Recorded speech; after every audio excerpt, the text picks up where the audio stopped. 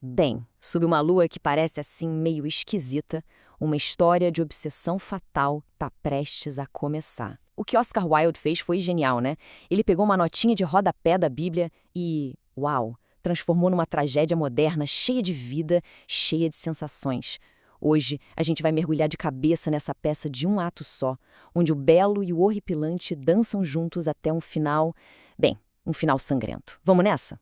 E olha só, logo na primeira fala a gente já sente o clima pesado. A atmosfera é de puro mau presságio. A lua aqui esquece o romantismo, ela não é nada disso. Ela é quase um fantasma, sabe? Um aviso da morte que tá ali rondando o palácio de Herodes. Arrepia só de começar. Certo, vamos falar sobre esse desejo sob a lua. Imagina só a cena, a gente está no terraço do palácio. É um lugar que fica literalmente no meio do caminho. De um lado, a festa super decadente de Herodes acontecendo lá dentro, do outro lá embaixo, a cisterna escura onde um profeta está preso. E é justamente aí, nesse limite entre o profano e o sagrado, que o caldo vai começar a entornar. E aqui de cara, a gente já tromba com um tema central, o poder do olhar. Para um personagem, o jovem oficial Narrabós, olhar para Salomé é pura adoração, ele está encantado. Mas para o amigo dele, o pajem, esse mesmo olhar é um convite para o desastre, é perigoso. Ou seja, o mesmo ato de olhar carrega duas coisas totalmente opostas, o amor e a perdição.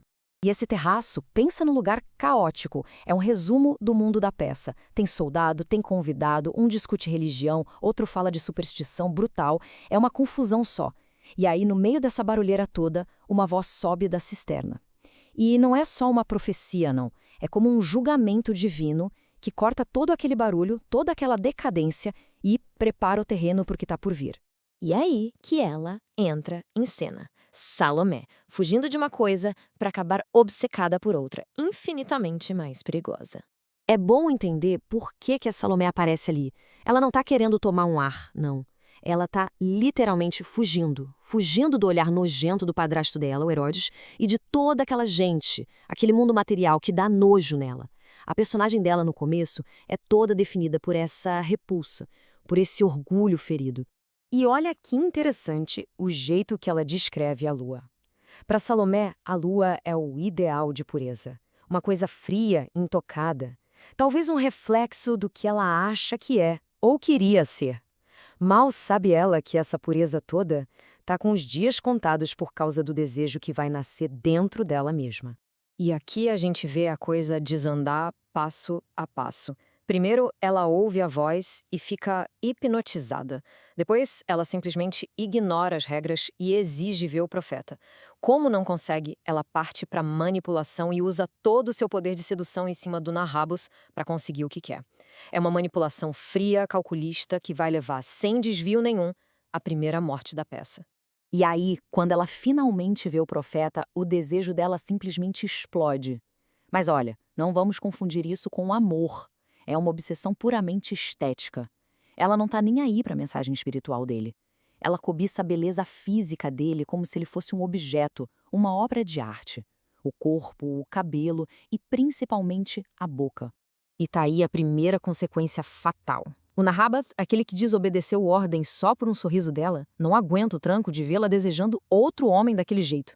Ele se mata. E o mais chocante de tudo, Salomé nem nota. A obsessão dela é tão grande que ela fica completamente cega pro sangue que acabou de ser derramado ali, bem aos pés dela. Mudando o foco agora, a atenção se volta toda para a chegada do rei Herodes. E com ele vem paranoia, luxúria e um juramento maluco que vai selar o destino de todo mundo.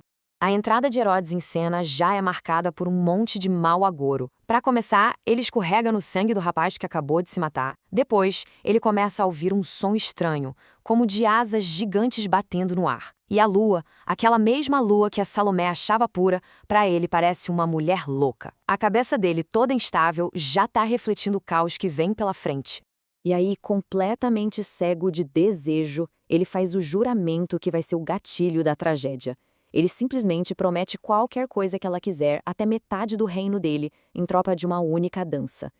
É o desespero falando mais alto, uma oferta que nasce da pura luxúria dele. Bom, e agora a gente chega no ponto de virada. A famosa dança dos 7 véus e o seu preço. Impagável. É o momento em que o erótico e o macabro se encontram. E é exatamente nesse momento que a simbologia da peça explode. Lembra daquela lua que a Salomé achava virgem e pura? Pois é, agora ela fica vermelha, vermelha como sangue, exatamente como o profeta Iocanan tinha dito que aconteceria. É como se a própria natureza estivesse gritando que o destino terrível de todos ali foi selado. A dança acaba e Salomé vai cobrar o pagamento. E o que ela pede é direto e absolutamente horripilante. Ela não quer joias, não quer poder, não quer metade do reino. Ela quer uma coisa só: a cabeça do homem que a rejeitou. Herodes entra em pânico total. Ele tenta de todo jeito voltar atrás, oferece tesouros inacreditáveis, relíquias sagradas, qualquer coisa para não cumprir a promessa. A cada nova oferta, a gente vê o desespero dele aumentar e, ao mesmo tempo, a determinação fria e implacável dela. E no final, completamente derrotado, Herodes cede. Ele joga a toalha. E essa frase dele é muito reveladora, porque ele joga a culpa na mãe dela, Herodias. Mas a verdade é que, no fundo, ele está se rendendo à própria fraqueza e ao poder monstruoso do desejo de Salomé. E assim, tudo está pronto para o clímax. Um clímax grotesco. A realização final de uma paixão que só poderia acontecer de fato através da morte. Imagina o silêncio que toma conta do lugar. Um silêncio que chega a doer. E, de repente, quebrando esse silêncio, a imagem.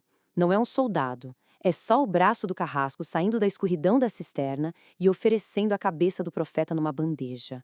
É, sem dúvida, uma das imagens mais fortes e chocantes de toda a história do teatro. E então, ela consegue. Ela tem o que queria. Segurando a cabeça dele, ela finalmente dá o beijo que tanto desejava. Nesse monólogo final, ela mistura tudo: amor, sangue, amargura. É uma declaração de arrepiar. É a realização macabra, necrófila da sua obsessão. E é esse momento que resume a filosofia por trás da peça inteira, o tal do esteticismo de Oscar Wilde. A ideia é que o mais importante é a busca pela beleza, pela sensação intensa, não importa o quão perverso seja o caminho. E que esse caminho, invariavelmente, leva à destruição. Salomé não queria o homem Iocanã, ela queria a ideia de possuir a beleza dele, e a única forma de ter essa posse absoluta era através da morte. É a união trágica do amor, da arte e da morte. E as reações dessa cena horrível são completamente diferentes, né? A Herodes, a mãe, acha ótimo, uma vitória pessoal. Os soldados e os servos só veem a tragédia que eles já sabiam que ia acontecer, mas sem poder fazer nada. Agora, para Herodes, para ele é o horror puro. Ele finalmente se dá conta de que a fraqueza dele, a luxúria dele, acabou de causar um crime monstruoso, uma ofensa contra um deus. Sentindo nojo da criatura que ele mesmo ajudou a criar, Herodes dá a ordem final: matem essa mulher. E a peça termina como começou, como a morte, debaixo daquela mesma lua.